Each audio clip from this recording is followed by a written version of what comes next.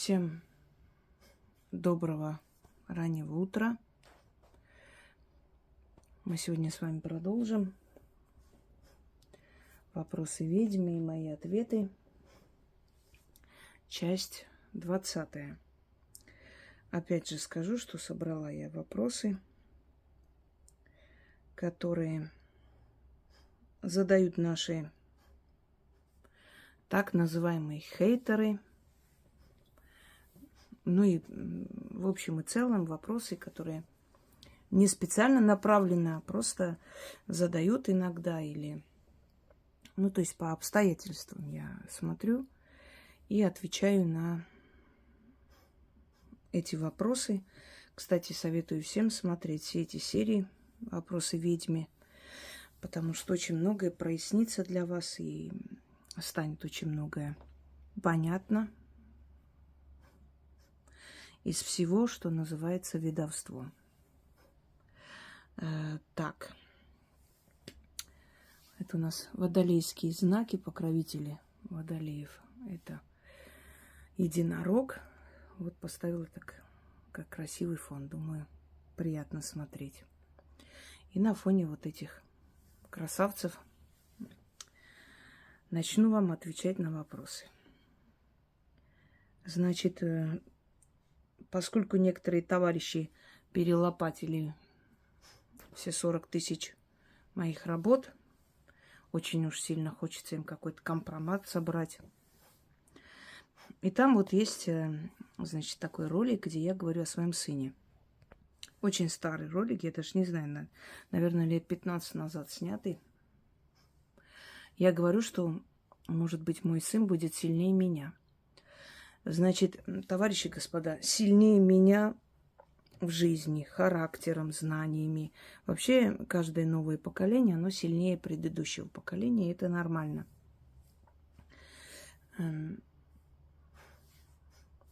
Сильнее меня это не обязательно в колдовстве. Это может быть в интуиции. Кстати, он тоже стал историком.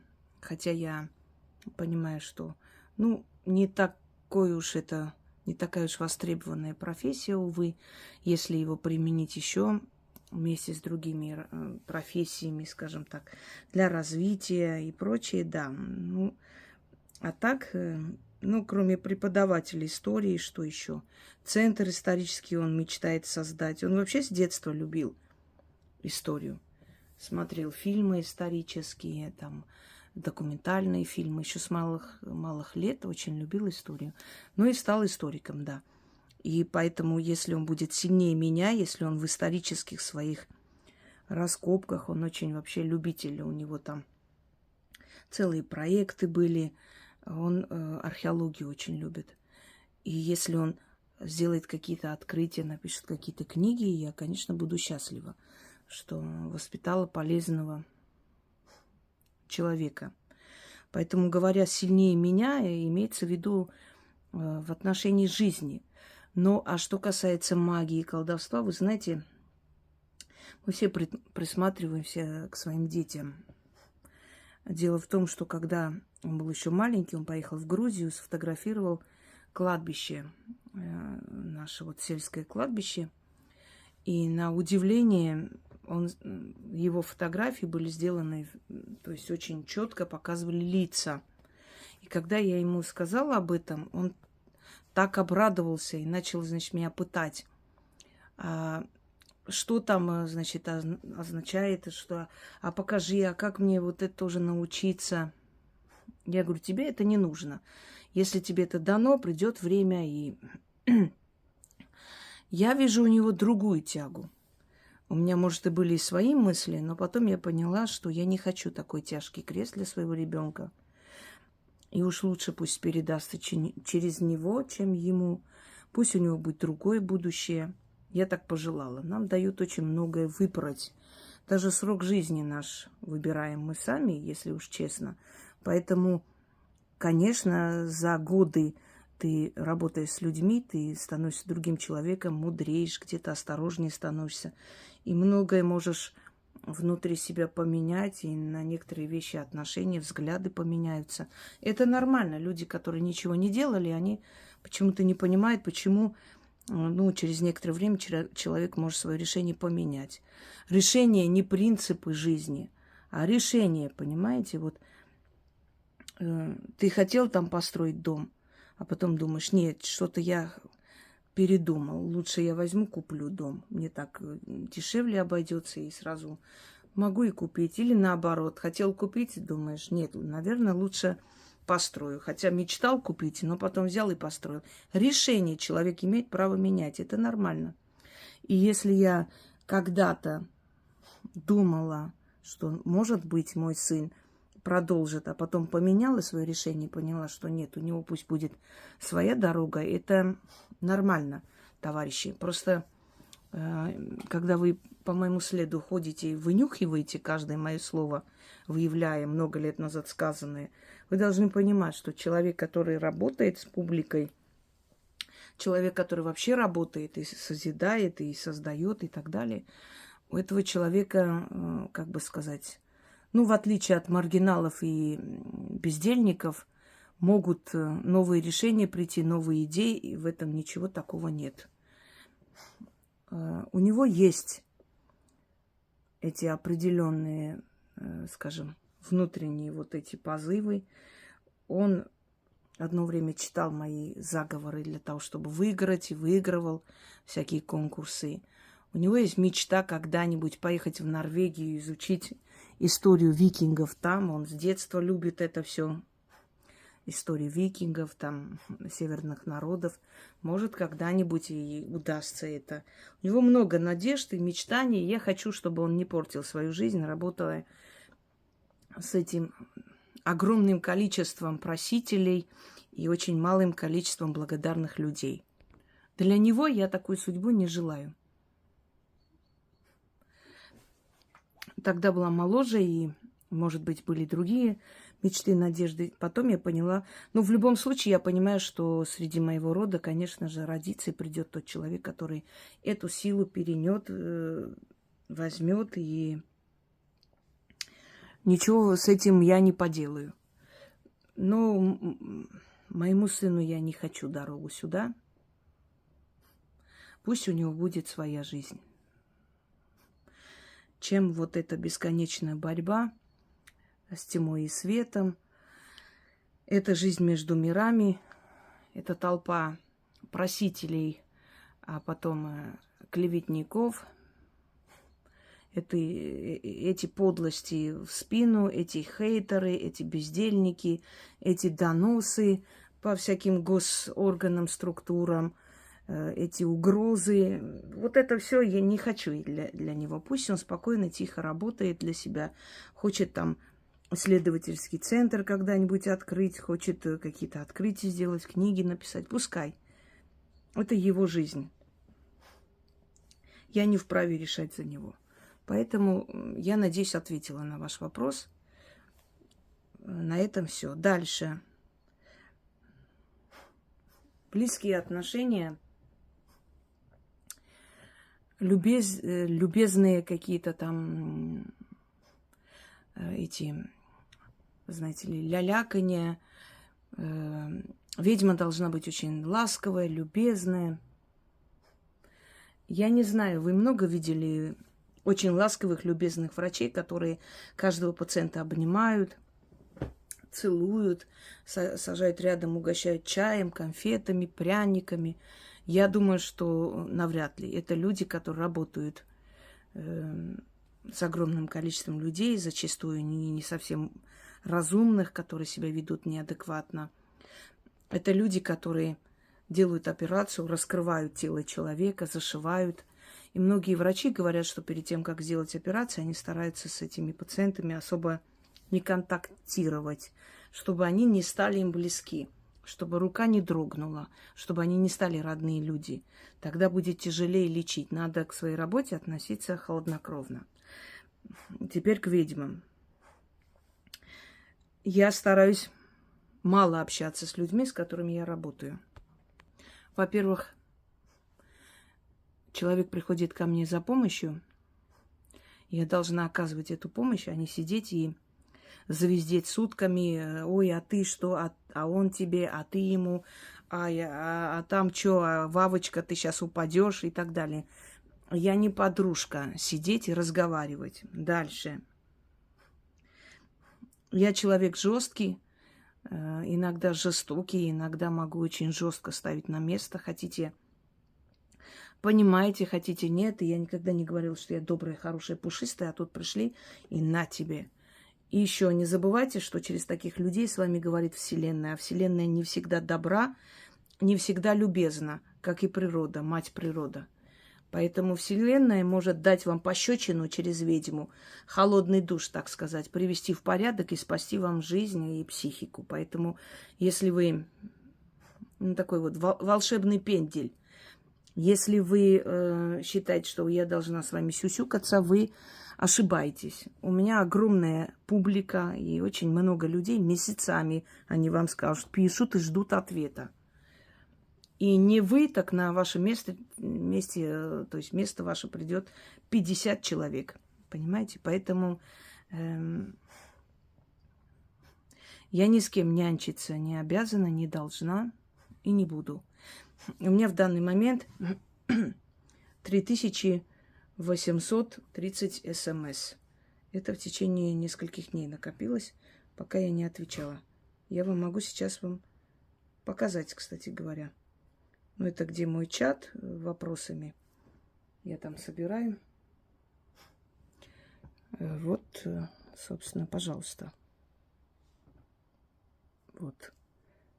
Сейчас я сделала скрин просто, чтобы приблизить. Видно, да? Поэтому у меня нет никакого повода и никакого смысла и причины лизать каждому в задницу, который пришел ко мне. Скорее всего и чаще всего вас будут ублажать и говорить, моя хорошая, моя золотая, моя куколка, аферисты, которые находят одного человека в месяц и начинают окучивать со всех сторон, как можно больше тянуть с вас деньги. Поэтому вы приходите к таким людям, и любой человек, который ездил к деревенским ведьмам, вам скажет, что там никаких любезностей, никаких там вась-вась не существует, четко по делу. Она может и поругать тебя за то, что ты ерундой занимаешься, может и поставить на место, может и наставить тебя и объяснить, что тебе это не нужно и так далее.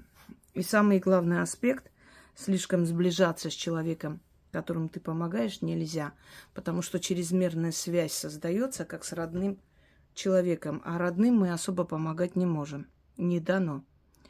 Поэтому, когда человек становится для тебя слишком близким и родным, процесс чистки и помощи этому человеку продвигается гораздо тяжелее, чем если тот человек, с которым по делу четко, ясно, хладнокровно ты говоришь, значит, вот это делаешь, вот это, пока я с тобой работаю.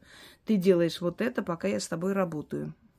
Это нормально. В древние времена тоже ведьмы давали определенные задания своим подопечным или тем, кто приходил к ним за помощью. Конечно, я могу дружить с человеком. Конечно, я могу объяснить человеку нормально, по-человечески. Это не означает, что я должна кидаться на человека. Но чрезмерно любезный, чрезмерно частый обмен и разговор, сутками общения с человеком, которого ты очищаешь и убираешь это с него, должно быть вот четкое вот обозначение. Значит, вот от сих до сих мне писать, через 3 дня мне писать, через неделю писать.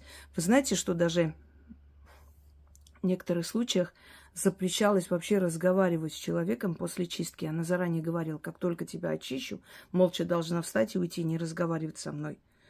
Или идти, не разговаривая ни с кем. Это же не просто так сказано. Связь не должна быть, то есть создана определенная связь, лишняя болтовня, лишнее вот это дружеские вот эти... Почему я не создаю эти чаты? Вы не задумывались? Во-первых, у меня нет времени. Во-вторых, постоянное нахождение там, постоянно ответы, постоянные приветствия, какие-то смайлики. Я не должна создавать такую связь с людьми, близкую. Нельзя. Иначе моя работа с ними будет очень тяжело идти, а порой даже бесполезно. Потому что они мне станут родные, близкие друзья, понимаете? А не должно быть так. Они должны быть приятели, знакомые, люди, которые меня уважают, и я к ним уважительно. Это нормально. Это чисто такое вот воспитание и человеческое отношение. Но постоянные «Вась-Вась» не должно быть у меня столько общения с этими людьми. Я не должна с этими людьми создавать бесконечные вот эти вот связи невидимые. Иначе потом я не смогу этим людям помочь. Я вот общее сняла лекцию на какую-то тему, все послушали, но я не каждому из них их посадила, поговорила, объяснила, погладила по голове, обняла, чай налила. Не каждого. Любому, кому это надо, послушает меня, и хорошо. Я не знаю их имена, они меня не знают. И у нас не должно быть вот этого вот бесконечно обмена информацией, энергией, разговорами. Не должно. Я не должна сближать людей к себе слишком. Они мне становятся родные и близкие, я уже близко воспринимаю к сердцу их бедствия. Это уже не холоднокровно происходит, это уже не моя работа, которую я холодно, четко, ясно и поступенчато знаю. И это уже близкая связь. А близкая связь рискует, то есть это создает такой риск того, что либо тяжело будет получаться и долго, либо я начну отказывать и не возьмусь, потому что вот близкому человеку это делать я не могу. Так что, друзья мои, ведьмы должны относиться к своей работе как к работе. Если это переходит на личные отношения, если это переходит на побратимство, если ты позволяешь переходить грань, фамильярно к тебе обращаться, это уже нарушает границы, и это не есть хорошо. Он перестает быть человеком, который просит помощи во всех аспектах. Он становится уже хозяином положения, а он не должен быть хозяином положения. Хозяином положения должна, то есть хозяйкой положения должна быть ты. Если ты хочешь, чтобы силы услышали и помогли, ты не должна столько сближаться, сродниться с человеком, с которым работаешь. Четко и ясно. Это не значит, что мы не можем своим друзьям помочь. Это разные вещи. Иметь несколько друзей, с ними общаться, это совершенно другое. А вот именно с каждым человеком устанавливать какую-то связь, во-первых, на всех не хватит тебя, энергия уйдет. В-третьих, это вот нарушение границ, когда человек уже начинает, а посмотри, что у меня будет, а вот что у меня и так далее. Вот это вот хроническое уже, знаете, и так далее. И ты уже понимаешь, что уважение начинает как-то куда-то уходить, что вот эта вот субординация исчезает, и чрезмерный человек, он уже нарушает эту границу, знаете, вот уважительного отношения к силам. И постепенно твоя помощь этому человеку сойдет на нет. Не путайте это с общением человеческим и хорошим. Все мы нуждаемся в общении, в друзьях. Не в этом суть. А вот с каждым человеком. Ты моя хорошая, ты моя золотая. Ой, а ты ему что? А он что? Посреди ночи мне могут позвонить. Ой, помогите, вы знаете, вот мой муж мне вот так сказал, а я потом ему... Я говорю, вы на время посмотрите, во-первых. Во-вторых, мне все равно, что сказал ваш муж. И в-третьих, не смейте в 4 часа... 4 утра мне звонить и еще раз назовете Ингулей, пошлю вас очень далеко. Ой, она такая грубая, я-то думала, я хотела раскрывать душу. А зачем мне твоя душа нужна? Если ты с этим козлом живешь, который тебя посреди ночи долбит, и не первый раз, значит, тебе это нравится. Почему я должна свой покой нарушить и слушать твой бред ночной? Мне отправляет женщина фотографии, где ее мужик просто валяется, где его за руку ведут, и дети стоят, смотрят, и мне отправляют, вот у меня такая жизнь, что мне делать? И на мои слова о том, что ты просто тварь, а не мать, и твои дети когда-нибудь плюнут тебе в рожу за то, что ты их заставляешь вот смотреть на это все, и с этим животным ты живешь, значит, ты такое же животное, потому что нормальная, достойная женщина с первого раза, когда он начал валяться, его начали тащить мужики домой, сказал бы, пошел вон отсюда. Или собрала бы вещи и ушла. С первого же случая сказал, это не моя жизнь. Я такой жизнью жить не собираюсь. Иди вон отсюда. Нет. Вот что делать. Вот мы так живем в аду. И я сказала, ты живешь в аду, это ты выбрала этого алкаша. А дети твои этого алкаша не выбирали. У тебя совесть есть? Вот она меня оскорбила, она мне сказала, а кто ты? Почему я должна тебя жалеть? Я такое же детство прошла, и поэтому не уважаю свою мать. Почему я должна тебя жалеть? Ты живешь с таким существом и заставляешь своих детей с ним жить, и это все видеть. Этот мордобой, издевательство, кулаки. И пришла ко мне, вот она меня вот так вот сказала, она меня обидела, жестко поставила на место, правильно сделала.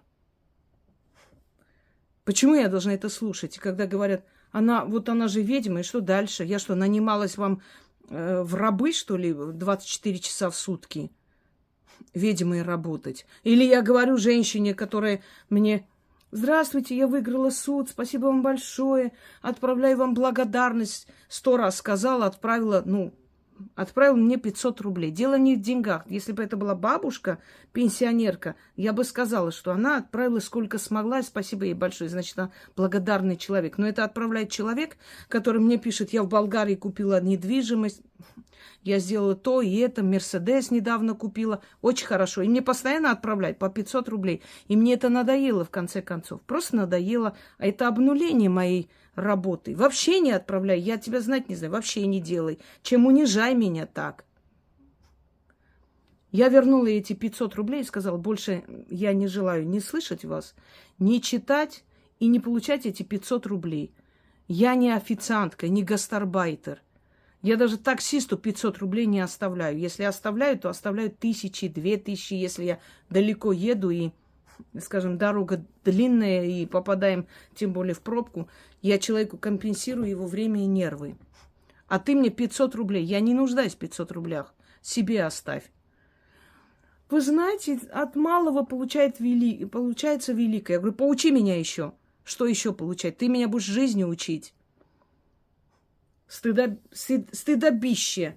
Я курьерам и то больше даю благодарность на чай. Неважно, но человек меня унижает этим. Суд выиграла, 500 рублей возьми. Сын там умирал, я начитала, он там... Врачи успели спасти, я хочу отправить благодарность. Отправила. Я машину новую купила, как раз то, что хотела, хочу отправить благодарность. Раз, два, три, мне это надоело. Я говорю: свои 500 рублей оставь себе, пожалуйста. Они мне не нужны. Да, почему? Я имею право ценить свой труд, в конце концов. Вообще не отправляю. Я откуда тебя знаю? И вот вы предлагаете таким людям, к таким людям вежливо относиться? Нет, не собираюсь. Я сама решу, с кем как говорить и так далее. Я вам не обязана, не должна. Не могут у человека быть претензий относительно меня, что я грубо ответила. Ответила: не пиши больше. Я тебе не нравлюсь, не приходи. Ты не имеешь права указывать, как я должна себя вести, как я должна разговаривать. Понимаете? Ты не живешь просто моей жизнью. Ты в моей шкуре не была. Ты не работаешь с огромным количеством людей. Ты не спасаешь людей оттуда, не выводишь из окружения, не читаешь им купол, чтобы они живые вернулись. Тебе ночью не звонят и не говорят: ребенок попал в аварию, спасите. И так далее. Ты этого всего не делаешь. Ты пошла на свою работу, вернулась, лялякаешь со своими подружками, пошла накрасилась, пошла в парке погуляла, пришла. Вот твоя жизнь. А мне некогда даже, я забываю вообще волосы красить, я забываю о себе абсолютно. Потому что мне круглые сутки я варюсь в человеческих бедствиях. Это очень много отрицательной энергии. Меня ж не приходят приглашать на свадьбу и на день рождения. Ко мне приходят, когда умирает кто-то, муж бросил, сын не разговаривает, мне плохо, в роду все вешаются. Мой сын попал в аварию, моя дочь там убежала из дома. Ко мне приходят люди с бедствиями. Какая я должна быть? Ой, вы мои хорошие золотые, ой, вы мои любимые. Ну это что за лицемерие? Что за подхалимство, жополиство? Зачем? Это буду уже не я, понимаете? В конце концов. Потом приходит к человеку с сильным характером. У тебя есть стержень, ты можешь привести в порядок. Ты можешь за грудки вот так потрясти и сказать: а ну приди в себя. Надо жить и бороться. Нечего тут, нюни свои распускать. Это дает человеку больше стимула, чем: ой, ты моя бедная несчастная, давай с тобой вместе поплачем. Все. Теперь насчет видений. Очень большие претензии насчет того, что мне пишут о своих видениях, а я говорю: значит, идите к психиатру. Одна такая известная мастерица по видениям тоже как-то пришла, и как-то я отправила ее к психиатру. Но жизнь доказала, что я была права, понимаете? Что действительно этот человек психически не очень нормальный оказался. И все эти годы и люди как бы пришли к этому выводу и поверили в то, что я была права. Видение. Есть люди, у которых очень слабая защита. И у них происходит так называемый сбой матрицы постоянно. Они видят мир мертвых, они могут увидеть кого-то. Они могут увидеть какие-то знаки. Со временем они понимают, что это дано не всем, и не рассказывают об этом, чтобы их не приняли за сумасшедших. Но эти видения им ничего не дают. От этого не холодно, не жарко, только на нервную систему действует, потому что человек, который все время видит потусторонний мир, он долго не живет, у него психика уже расшатанная. И это есть очень плохо, многим людям я это закрывала. Так вот, видеть что-то, услышать что-то. Каждый человек хоть раз в жизни сталкивался с потусторонним. Это не говорит, что все ведьмы, понимаете, что это все колдуны, одаренные люди. Видение, которое приходит к ведьме, она работает для людей. Приходит предок человека, о чем-то предупреждает, она ему сказала, действительно это предупредила. Я помню, когда мы проводили сеанс, и мне задавали вопрос, потом я вызывала эти души и отвечала. И одной женщине я сказала, это еще было в группе, в Одноклассниках, потом многие это скопировали, выдавали за свои видения, как обычно. И одной женщине я сказала, когда покойный ее муж пришел, и сказал, чтобы она была очень осторожна с людьми, которые ей позвонят. И она сказала, я не хотела говорить, и Инга не знала об этом, ну, не могла знать. Но дело в том, что я продала дом, и кто-то знал, что у меня есть деньги. И мне недавно позвонили, значит, якобы куда-то, в общем, пригласили какие-то сомнительные люди. И вот после моего предупреждения она не пошла туда, через некоторое время их арестовали. Оказалось, что они, ну, в общем, преступники, что они некоторых людей пытали, кого-то убили, деньги вымогали. Пожалуйста. Вот это видение, этот приход души мужа этой женщины спас ей жизнь. Видения, которые даются ведьмам, чародеям, колдунам, называйте как хотите, они должны служить миру, людям. Они должны иметь смысл. Приходят ли души великих, вызываешь ли ты их, сама ли смотришь, предсказываешь. Это все видение. И они по-разному приходят. Иногда в голове, через идеи, через мысли тебе передают информацию. Иногда это как фильм проходит. Иногда это идет во сне. Иногда в таком пограничном состоянии это все, понимаете? Но это все видение, данные человеку, одаренному человеку, который непростой. И эти видения тоже имеют смысл. И они сбываются, они предупреждают людей об опасностях и так далее. Вот. Это здоровые видения, если можно так сказать. Это видения, которые к чему-то, для чего-то. А просто, вы знаете, я вот ведьма, я кого-то там вижу. А толку от того, что ты кого-то видишь? Или мне иногда под роликом напишет женщина, вот у меня открылся дар, мне 60 лет, у меня какие-то видения. Мне смешно, 60 лет. Я не пойду к врачу, который начал работать 60 лет, понимаете? И ведьма, которая 60 лет становится ведьмой, ну это вообще детский сад. И видения твои кому интересны? Ты кому-то что-то сказала, помогла этими видениями. Если эти видения просто приходят, это безумие, сродни безумия. Да, а безумцы, по-вашему, это кто? Падает защита, и человек сходит с ума, он видит мир духов. Ты с ним разговариваешь, он думает, что перед его глазами совсем другая сцена. Ты говоришь ему, там, молодой человек, идите отсюда, а он может услышать, как будто бы, здравствуйте, вас сегодня выбрали, не знаю, там, директором какого-то магазина. Понимаете, он безумец, он так слышит, а ты говоришь другое. Вот такое безумие. Видение, кого-то видит, с кем-то разговаривает, с мертвыми говорит, а мы думаем, со стенами разговаривает или с кем-то еще.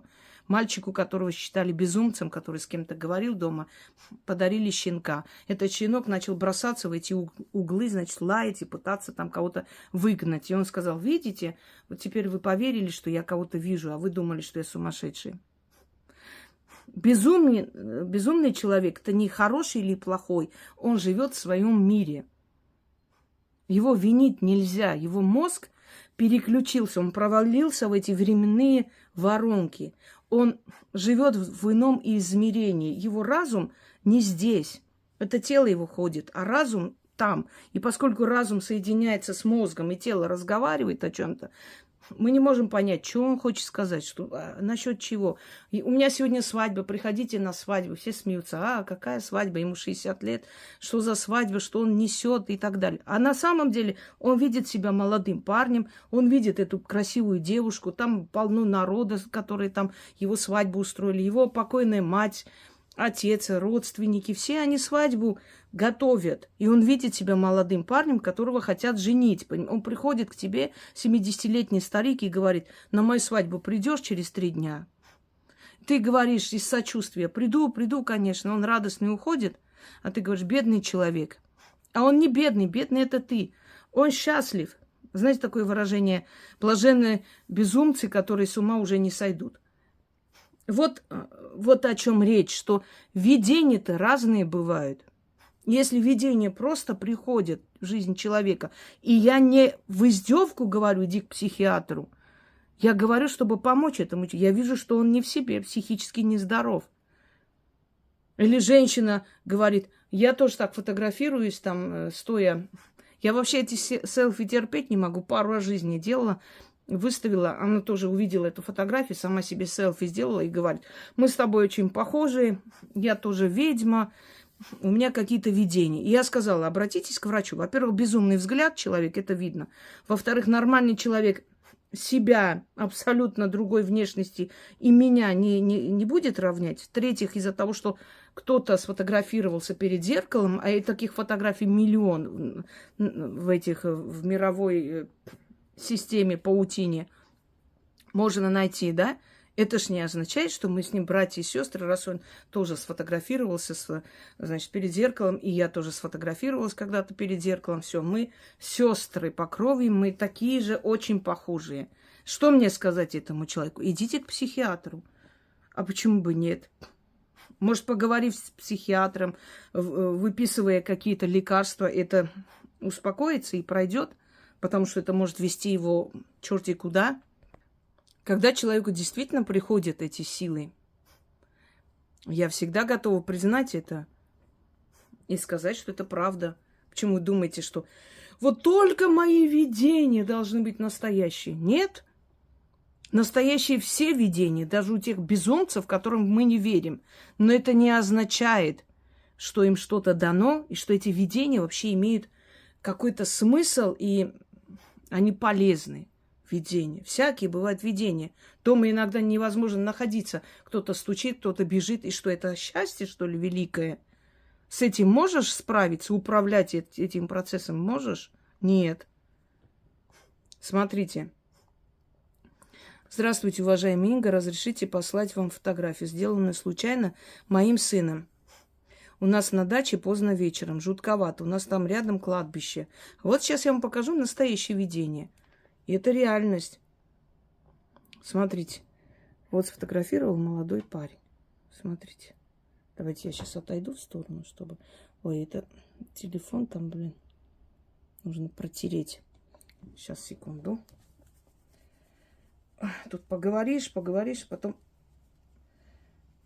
все это потеет. Так. Давайте еще раз. Угу. Так, смотрите. Вот видите? Это реально фотографии. Причем они не сразу увидели. Потом, когда смотрели эти фотографии и так далее, они увидели вот эту жуткую картину. Страшно. И не самый веселый, и не самый добрый дух. Согласны?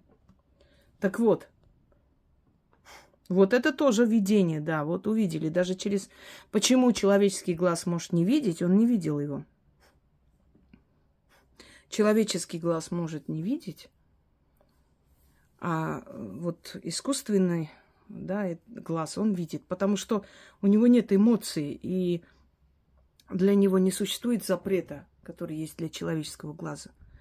Поэтому иногда мы не видим, но после проявления, после того, как потом листаем эти фотографии или видео, мы видим нечто такое паранормальное, которое вышло на, значит, у нас на фотографии. У меня где-то, я сейчас вот не помню, где-то я отдельно сохранила, отдельно, для того, чтобы... Ладно, где за моей спиной тоже стоит некто. Там тоже было кладбище, рядом с кладбищем. Озеро, кладбище Бутовское. И за моей спиной стоит кто-то. Я даже не видела сразу. Я просто выставляла фотографии после работы на кладбище и так далее. И мне говорят, а сзади вас какой-то парень стоит. Какой парень? Там нет никакого парня. Там девушка, мы с ней шли. Я попросила сфотографировать подальше от кладбища, там перекресток. Нет, посмотрите, я смотрю. Этот парень либо с крыльями, либо с черным плащом. Такое ощущение, он растворяется просто в пространстве. Седовласый. За моей спиной стоит. И это правда, у меня там эти фотографии есть. Вот о чем. Видения могут быть, и духи могут приходить. Мы живем в пространстве с ними, в общем пространстве, понимаете? Это нормально. Но вот к чему это? Просто приходить часто, это уже нехорошо. Это психическая болезнь. Значит, твой мозг не защищен от них. Значит, поэтому и медикаментозно лечат. Почему? Дают определенные таблетки, которые расслабляют вот эту часть бодрствования мозга, и он перестает их видеть. Легче становится. Чтобы не дошло до шизофрении, до ужасов каких-то и до мании какой-то, да, надо идти к психиатру. Потому что если у человека просто какие-то видения всю жизнь, и он считает, что он уже практик. Дорогие люди, то, что ты знаешь, что можно пойти выпить аспирин от температуры, это не значит, что ты врач. Понимаете? Вот о чем речь. И даже если ты можешь зуб выдернуть своему ребенку, не значит, что ты стоматолог. Люди разницу не понимают, что ведовство – это тоже профессия. Магия – это тоже профессия. Магией вы занимаетесь, я колдовством. Я более такие глубокие темные дебри. Это тоже профессия. Нужно знать путем, методом, знаете, проб и ошибок, понимая, что и как, где, как откупиться. Тебе больше, больше и больше дают, и ты этим помогаешь людям. И в конце концов, каждая профессия создана для людей, чтобы мы с помощью этой профессии людям помогали. Если ты просто говоришь, я что-то там вижу, это вообще ни о чем. Ну, видишь, и толку. И какой смысл в этом, что ты что-то видишь где-то. Не считай, что ты этим ведьмой стала. Вот о чем речь. Не потому, что я одна хочу видеть, чтобы только мне... Что за идиотизм? Ну, реально. Что за детский сад? Кому это дано? Скажем так, кто может помогать людям, то есть те уже себя покажут. Тем не надо везде писать. Тем не надо ходить спрашивать, я ведьма или нет. Они и так знают. Они не нуждаются в каких-то там одобрениях чьих-то, понимаете? И я, в конце концов, не это, как там, проверено, одобрено. Не госконтроль по ведьмам, что приходите ко мне, а потом обижаетесь. Женщина приходит ко мне, годами пишет, помощи просит то там, то сям, советы, а потом говорит, вот мой клиент, вот недавно я смотрела, он там что-то видел. Я говорю, так, стоп, какой клиент, чего? Клиент... В какой сфере? Ну, я это немного занимаюсь магией. Немного беременной не бывает. Я говорю, по какому праву ты туда лезешь вообще? Ты чего себя равняешь со мной? Мне это дано. Ты кто вообще такая? Ты приходишь, как обычная баба, за помощью ко мне и параллельно каких-то клиентов смотришь. Ты в своем уме? И она побежала, конечно же, обиженники сразу. Они уже своим поведением показывают, кто они есть, что я была права относительно их. Ну, не будет ведьма ходить в эти шакалии группы, чтобы кому-то прильнуть. Если б я, представьте, в моей жизни сколько и обижали, и оскорблений, и чего только не было, и подлость. Если б я только этим жила и ходила, искала какие-то там компании, чтобы расквитаться, какая бы жалкая была моя участь. Даже те мои враги, которые просто, наказались и очень страшно наказались. Вы хоть раз слышали, чтобы я хихикала, злорадствовала, вышла ролики про это сняла. Вот так вот тебе, вот теперь будешь знать. Все, человек наказан. Зачем усугублять? Мне даже писали, вот, не хотите интервью про нее дать? Я говорю, все, что надо, я ей сказала тогда. А сейчас пошакали добивать того, кто упал, это не мое. Я ведьма, я травлями не занимаюсь, понимаете? Воин и шакал – это разные вещи. Вы шакальте там себе, а я этого не хочу. Я люблю бороться с сильным человеком, с равным противником, поставить на место и доказать, что я победила. А когда он упал или его посадили, мне пойти с ним бороться или следом там какие-то интервью давать? Тьфу, это что вообще? Нет, это не мое. Поэтому, когда, ой, ведьму обидели, ведьма побежала в какую-то говногруппу, чтобы там излить душу. Какая же ты ведьма после этого? Обидели? А ремесло твое? А магия на что? А то мы знаем некоторых так называемых ведьм, в кавычках, которые по всем инстанциям доносы катали. Ведьмы, которые надеялись, что суды и прокуратуры должны расквитаться. А где ваше ремесло? Самое интересное, их послали отовсюду, потому что, во-первых, нет никакой причины. Начнем с этого. Помните, да?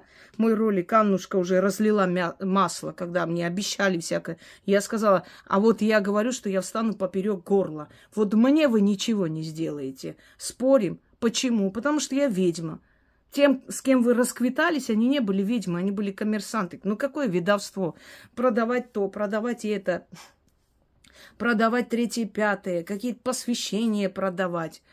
Все мои темы брать, переделывать или просто ставить название, продавать. Продавать и продавать. Это коммерция. Где там ведовство?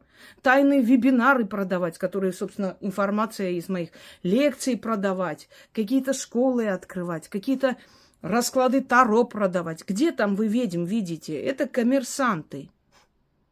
Поэтому они не смогли себя защитить и не смогут. Им не дано это. Не дано это ремесло. А ведьму попробуй тронь. И поэтому ведьма, она ремеслом своим и защищает себя, и расквитается с врагами, которые ее достают, и сама поднимется и себе наколдует успех и благополучие других научит. Вот она ведьма. А все остальное фигня на постном масле, мягко выражаясь. Вопрос. Не опасно ли, стоя перед зеркалом, выговаривать мысленно или вслух свои беды и горести? Друзья мои, у меня есть лекция, называется «Зеркала в магии». Откройте, посмотрите. Там очень много интересного и очень много объясняется здесь. Я не смогу столько сказать. Зеркала есть теплые, есть холодные. Вот есть зеркало, где вы себя считаете красавицей. Вот смотрите на себя, любуетесь, вот так хорошо выгляжу. А есть зеркало, которое вечно тебя покажет квадратной, бледной, какой-то ужасной, и вот тебе хочется выкинуть это зеркало, какой бы оно ни было в красивой такой этой рамке. Теплые зеркала дают энергию такую положительную. Холодные зеркала энергию отрицательную. И чаще всего холодные зеркала вызываются духи и прочее. Есть зеркала, которых боятся в доме. А есть зеркала, старые зеркала, которые очень нравятся. Тут не угадаешь. Если это теплое зеркало, она заберет эту беду. Ты сказала, она уберет. Но, а как ты поймешь, это теплое зеркало или холодное зеркало? А если расскажешь, приумножится.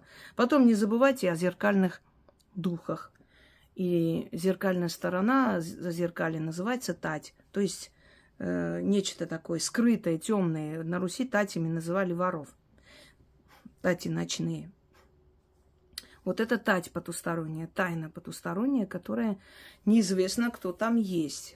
И вот эти зеркальные духи, которые обитают по ту сторону, да, нашего измерения, в той параллельном в том мире, они не всегда добрые. Чаще всего не очень добрые, поэтому их тревожить не стоит. Возле зеркала спать нельзя.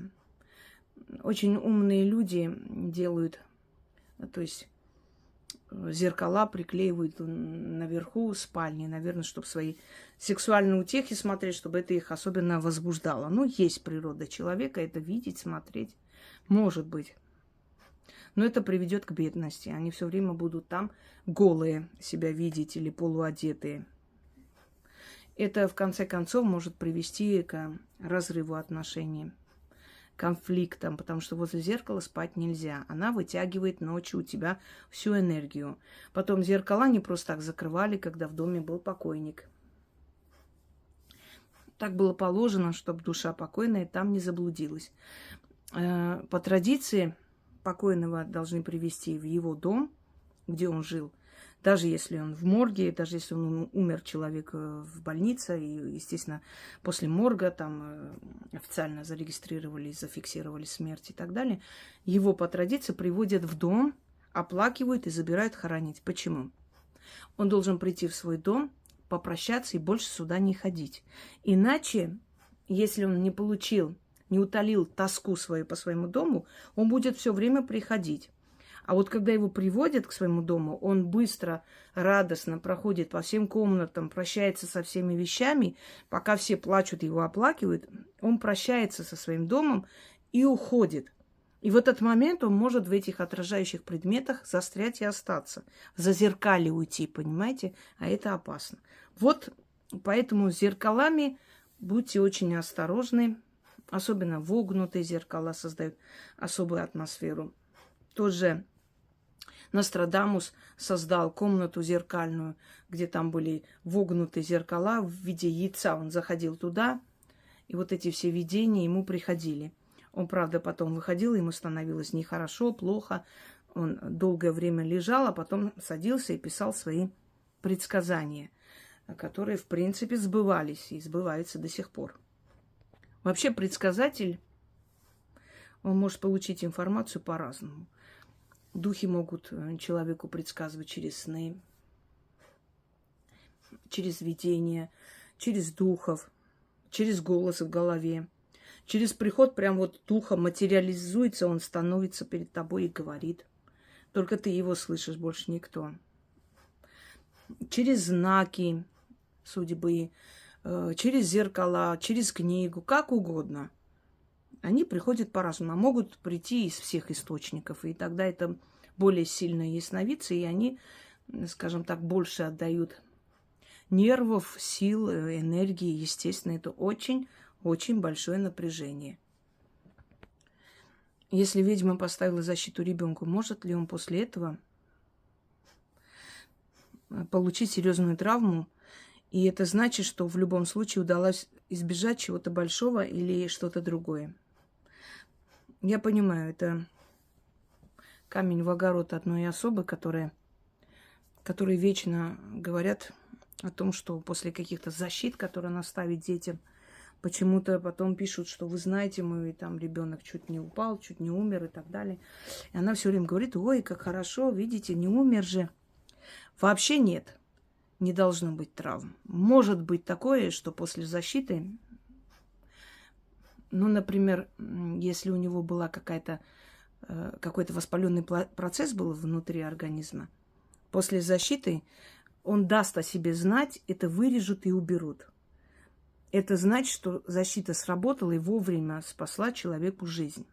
Если бы не было защиты, ему стало бы где-нибудь плохо. Вот, например, был случай, когда после защиты ребенка он все время попадал под машину, под велосипед, но нехорошо, в общем. Сглазили его, вот было нечто такое, это сняла, поставила защиту, и все хорошо. И он собирался в детский лагерь. И перед этим у него случился приступ. А больница у них прям через дорогу. отвели ребенка туда. Он расстроился, что в лагерь не пошел, но врач сказал: хорошо, что сейчас случился этот приступ. У него был воспалительный процесс. Странно, что вы это не заметили. Вот если бы вы не успели, через полчаса вашего ребенка могло бы не быть. Теперь подумайте, если бы ребенок пошел в лагерь, а там несколько часов ехать, и у него случился бы приступ. Пока бы его привезли, он бы умер просто в машине. Вот так вот может сработать защита. То есть, если, тем более врач говорит, что это давно было, это не просто так началось. Этот процесс воспалительный был, вы просто не знали. И когда ребенок собрался туда, защита сработала. Для того, чтобы не пустить его туда, чтобы он живой остался, тут же, то есть у него приступ случился, ему тут же сделали операцию и спасли. Он все-таки упорный, он все-таки через неделю поехал туда, но уже все было хорошо. Вот так может сработать. Но чтобы после чтения там защиты здесь-то спасли жизнь, понимаете? Но чтобы после того, как начитали защиту, ребенок упал, разбил там лицо, сломал нос или под машину попал и так далее, и живой остался, нет, такое не должно быть. Он вообще не должен.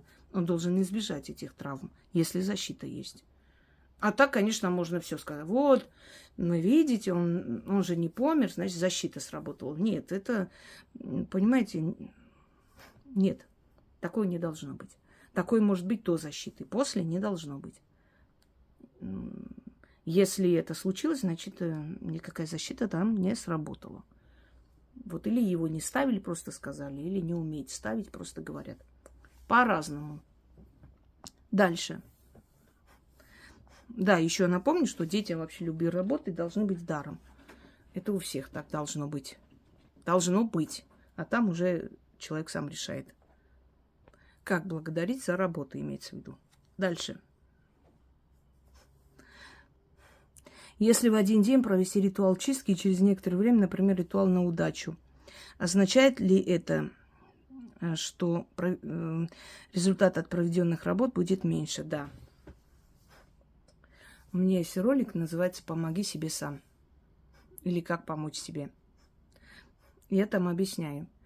Значит, в один день нельзя делать чистку. Не стоит делать. Ничего плохого не произойдет, просто не будет эффекта. Если вы делаете чистку, это энергия, это силы, которые приходят очищать, убирать. В тот же день не надо удачу читать или защиту. Нужно чередовать.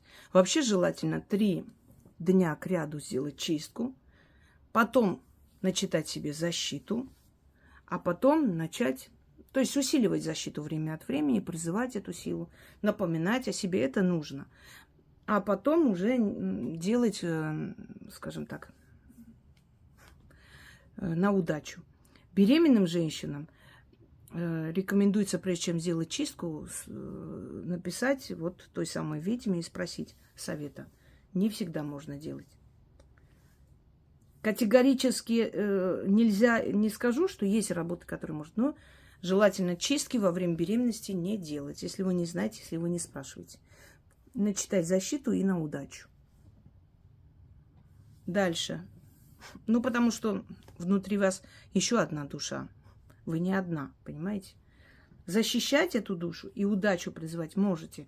Очистить его не надо, он еще безвинный. И он с вами вместе будет очищаться. Зачем? Ну и может и к последствиям определенным провести, которые сейчас не хочу говорить. Так.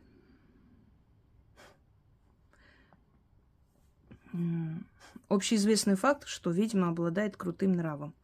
Если человек что-то не понимает, может нарваться на грубость. И были ли в истории исключения, когда в памяти людей ведьма осталась как приветливый, участный в чужом горе, улыбчивый, обходительный человек? Она и так участна к чужому горю, если принимает, выслушивает их бесконечные проблемы и просьбы и помогает. Она уже участна. А как она это делает, это уже другой вопрос. В истории, давайте вспомним, Ванга, которая не отличалась любезностью, ее боялись, побаивались.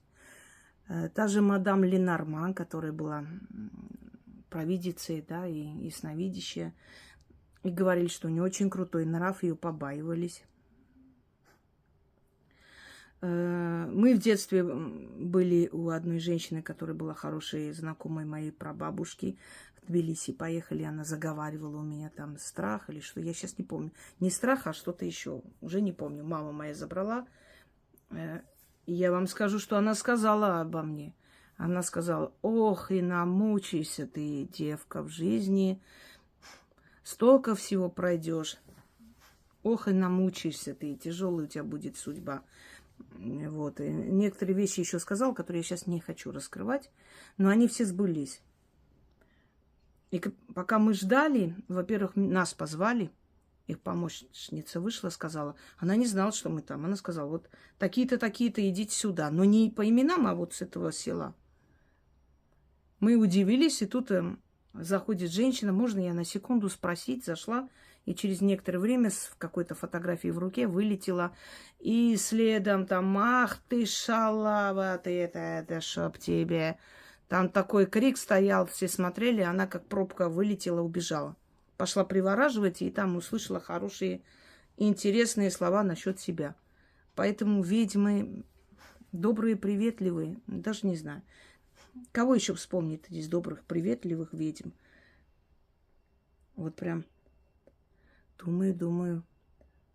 Всех, кого я знала, они были очень грубоватые люди. Но про мою бабушку даже говорить не надо. Я как-то рассказывала, у меня это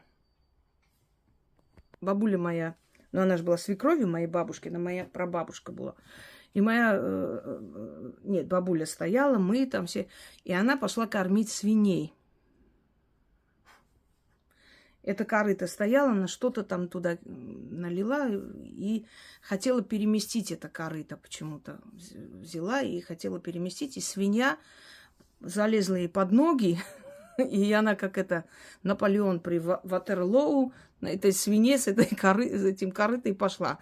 А свинья огроменная, толстая, они опасные свиньи. Упадешь, там могут и сожрать. И мы все посмеялись над ней, конечно. Потому что это была смешная картина. И бабушка моя тоже, которая ее сноха.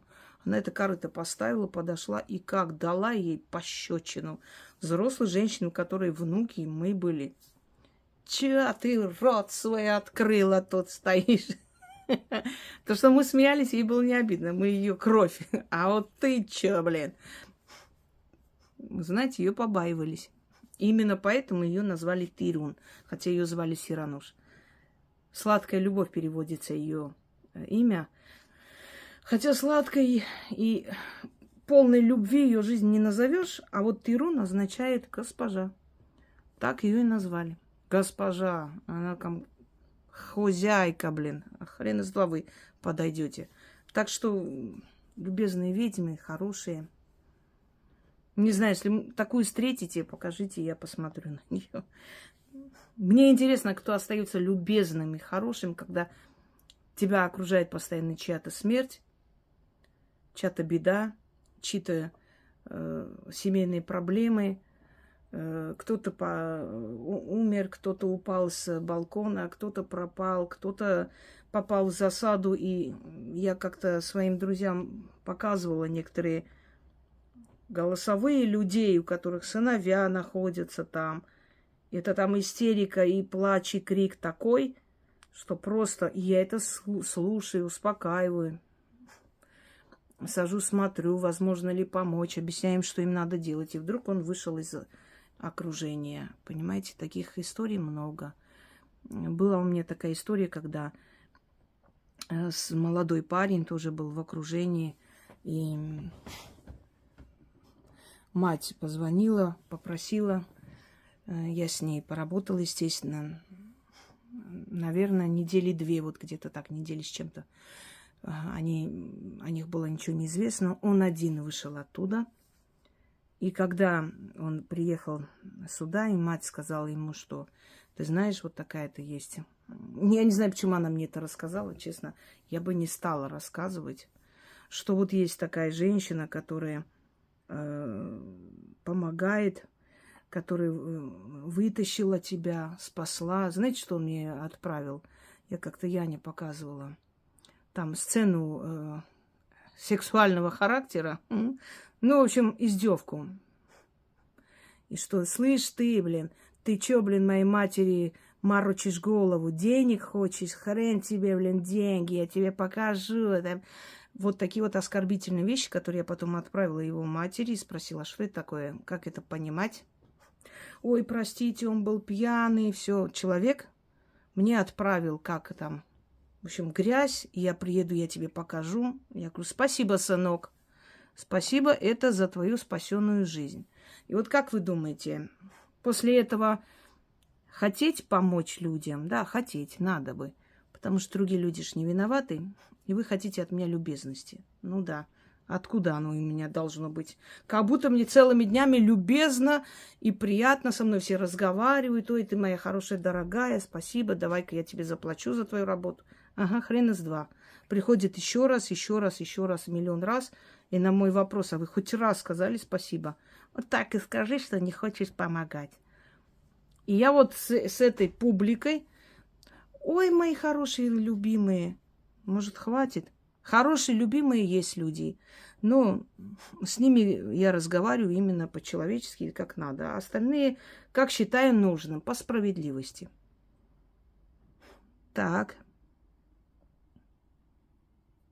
Могут ли ведьмы сотрудничать? Возможно ли между ними конфликт или вражда? Если да, то зачем такая ситуация мирозданию? Хороший вопрос. Я об этом как-то говорила, повторю. Сотрудничать нет. Между собой общаться могут. Такое приятельское, приятное общение. Но если эти ведьмы вообще в разных регионах, их никогда не сходят воедино, Вселенная, у всех своя аудитория. И желательно вообще, если они в разных странах. И если, например, я не работаю с испаноязычной публикой, она работает, она мне никак не мешает, а я ей. Мы очень ревностно относимся. И когда ведьмы в стаи какие-то собираются, ведьмы какие-то, ведьмы без конца и края, ну, это все фальшиво и фигня.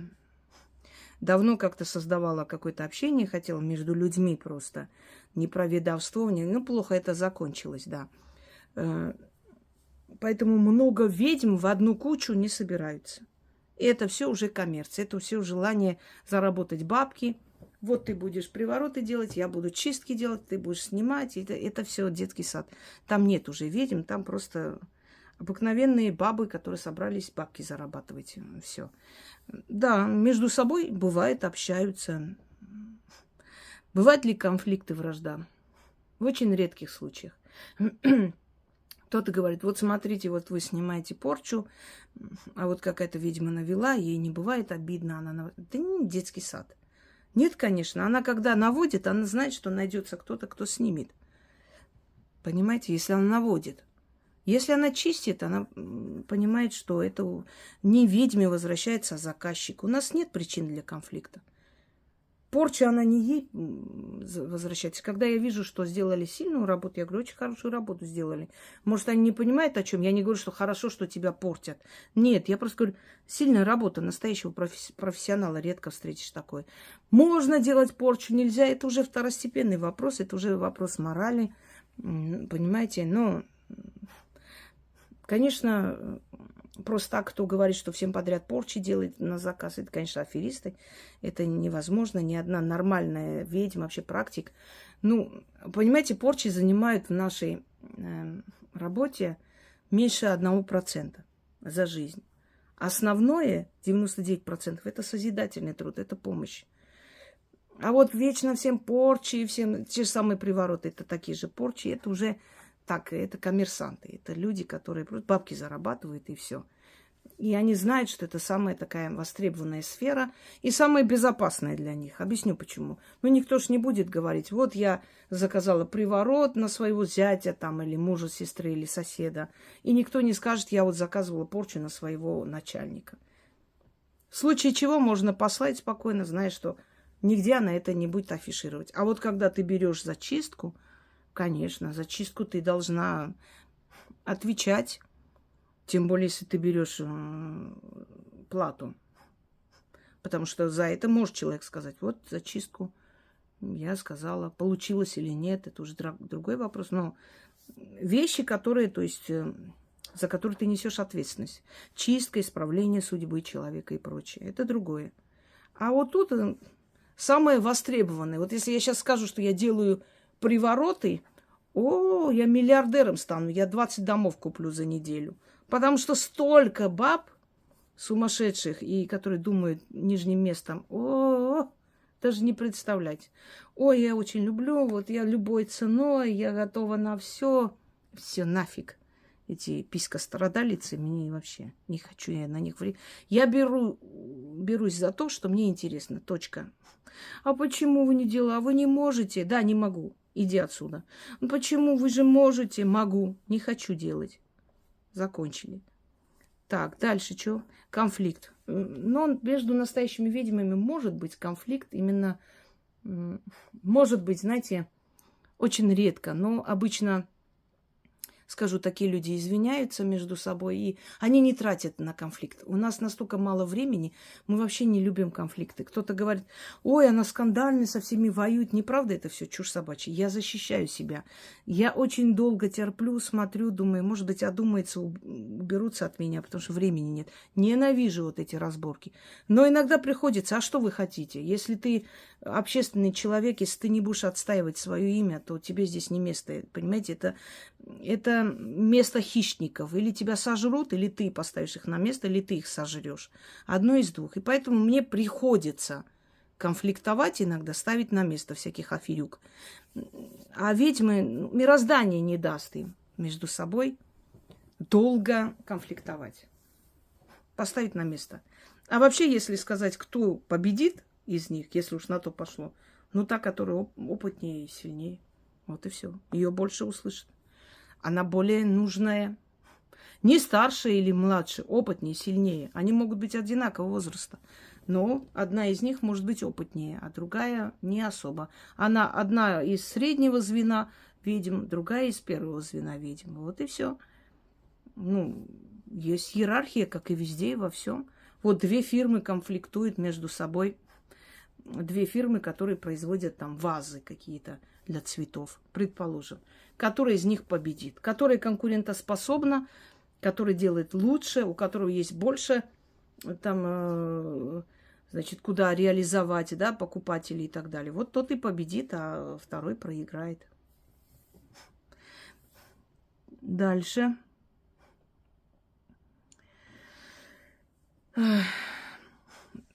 Давайте, наверное, на этом закончим. Сейчас я обозначу. Потому что там еще есть огромное количество вопросов. Я просто устала. Уже 5:30. Я думаю, что достаточно уже объяснила. Все остальное, конечно же, надеюсь, в скором времени сниму еще. И отвечу на остальные вопросы в том числе. А пока прослушайте это, переварите, думайте. Это весьма полезно. Мозгу очень полезно вообще думать иногда. Хотя очень не хочет мозг, но надо. Мозгу надо думать. Желаю всем удачи и всех благ.